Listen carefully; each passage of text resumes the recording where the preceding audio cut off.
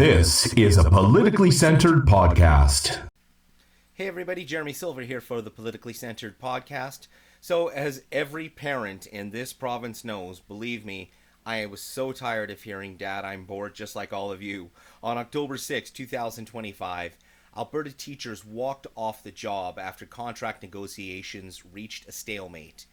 After weeks of negotiations between the union, the teachers, and the Conservative government and Premier Daniel Smith, there seemed like there was no resolution in sight.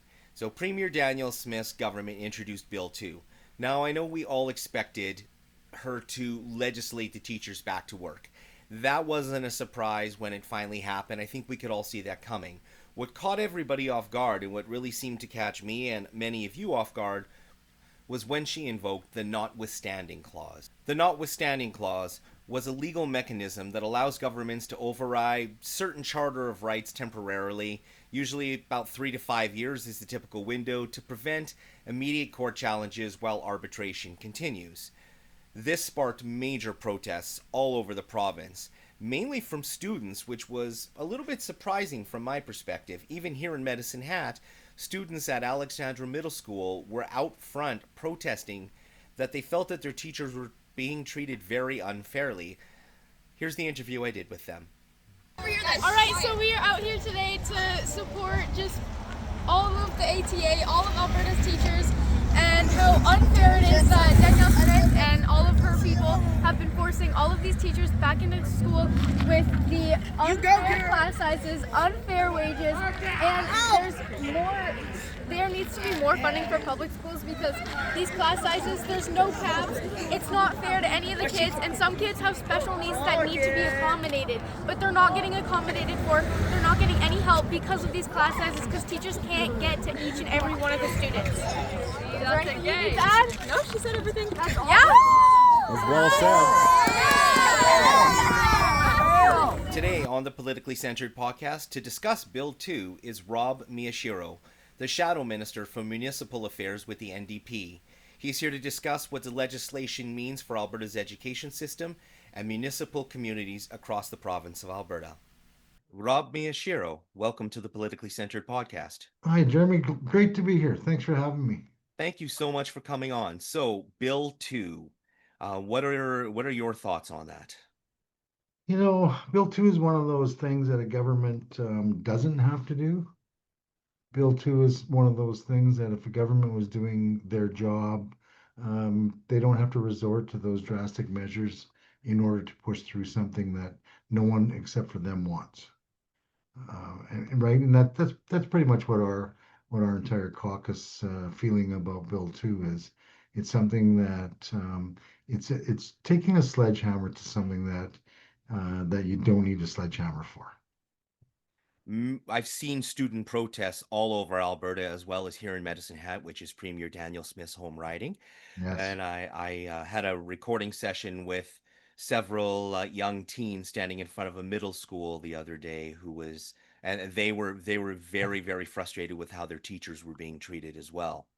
Right. Well, you know, and I think that's the interesting thing about this whole teacher strike and the government's response is that the students are getting involved, and the students are the ones that especially the ones that we've talked to and the ones that have been at rallies and the ones that have been demonstrating in front of their own schools. The students are saying, look, the teachers are correct in what they're saying. The conditions in the classroom aren't great for students. They're not great for teachers. There's some things that need to be changed. Kids need the supports that are required in order to help other kids do their work as well.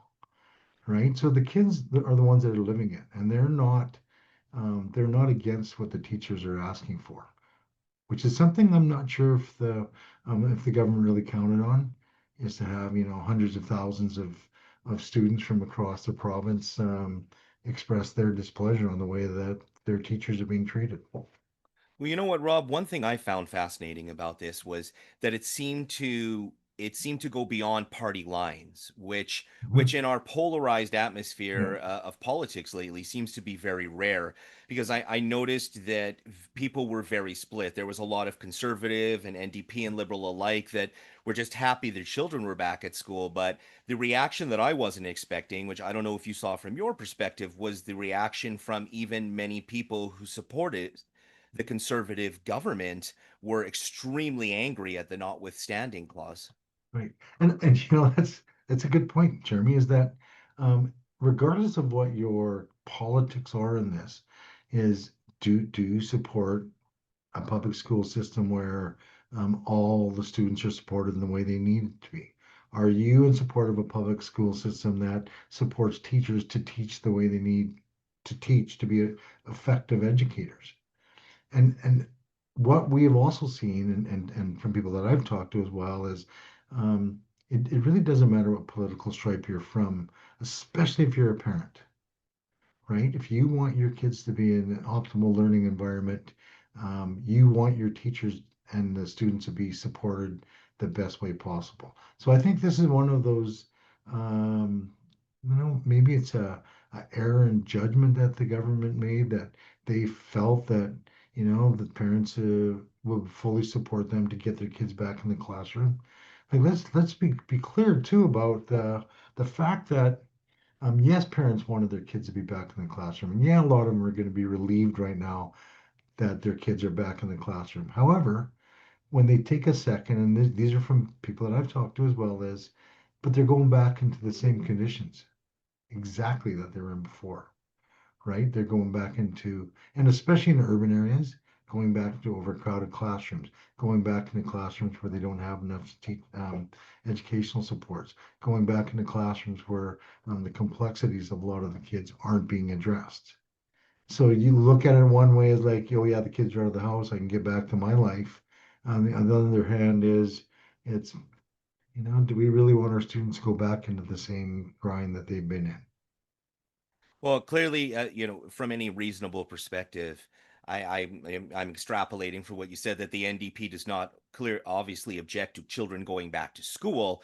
It was the methods used to get them back to school that you objected to, especially from your comment about the sledgehammer. And I think a lot of people felt Yeah. like that too, including a lot of students. Well, Jeremy, if you look at Bill 2 itself, right, three main components to Bill 2. One, it enforces an employment contract that the teachers rejected, like 90% of the teachers rejected it. Secondly, it's forcing teachers back to school, taking away their right to strike. And then the third thing that really is the hammer is bringing in the notwithstanding clause, overriding the Constitution, where organized labor does have the right to strike, to say, no, you don't have that right. One, you have to go back to work, and two, um, and it's not even that you have to agree to the terms of the agreement that you've rejected. It's this is what we're going to do for you. So that takes all the negotiating right away from them. And now the teachers right now, they're in a difficult position because in Bill 2 as well, the teachers have to continue to keep doing the voluntary activities they were doing before, or they're found in breach of the act. I So to believe there was warnings of a $500 fine per day, right. So if you're which not just shocked me when I saw that. right, so if you're doing music stuff after hours, or if you're doing dance or basketball or volleyball or football, and you decide not to do it anymore, you're in breach of the act. Voluntary things on your own time, and so that should just wake up everybody to the outreach or the overreach of what this government's legislation has done. Is I'm going to tell you what you can do in your free time now. And if you were doing stuff for our school system before on your free time, well, you have to do it now because we said so.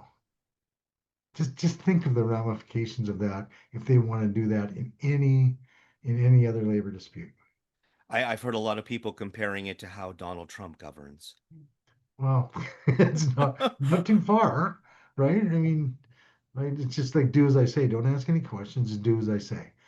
Do as I say, not what I do.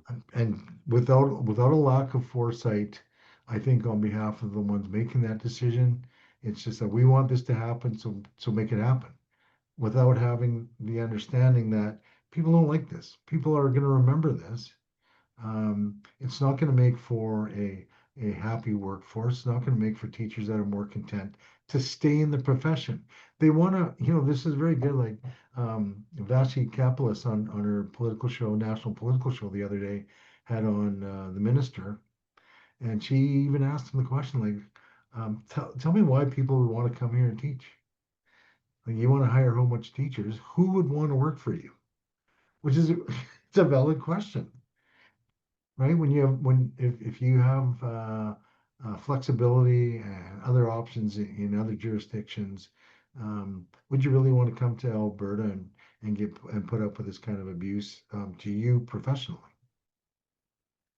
Thank you for that. And quickly before I let you go here, I know you're short on time today. Your thoughts on the minimum wage in Alberta, because I saw an article this morning that Right. CBC put out that said the NDP is trying to push to increase minimum wage. Can you Right. can you give me some background on that really quick before I let you go? Right. So this is part of our whole push that when we were in government, we had the highest minimum wage in Canada. What it does is improve standards of living for everybody, right? And I know there were some small businesses that were saying that they couldn't afford it, um, and that's unfortunate. But it's also I it's the lowest paid workers also need to be treated fairly, right? And this bill that was introduced calls on a transition of so much in October or December of this year, so much more in October of next year, and then October of 27, and then it's just indexed to inflation after that. It's just again about being fair to workers. It's not meant to put hardships on small business or any business. It's not meant to do any of that. All it means to do is to bring up the lowest people on the rung to make sure that they have a more livable wage. Remember, these aren't even if you're living in certain areas of the province, we're not even talking about this as being a living wage. Like people that earn the minimum wage in Alberta, even when it's higher, still sometimes need an extra job in order to get by. That's all this bill is about, is it's about fairness. Thank you so much for coming on today, Rob. I really appreciate All your right. time. Thanks for having me, Jeremy. Appreciate My your asking. This is a politically centered podcast.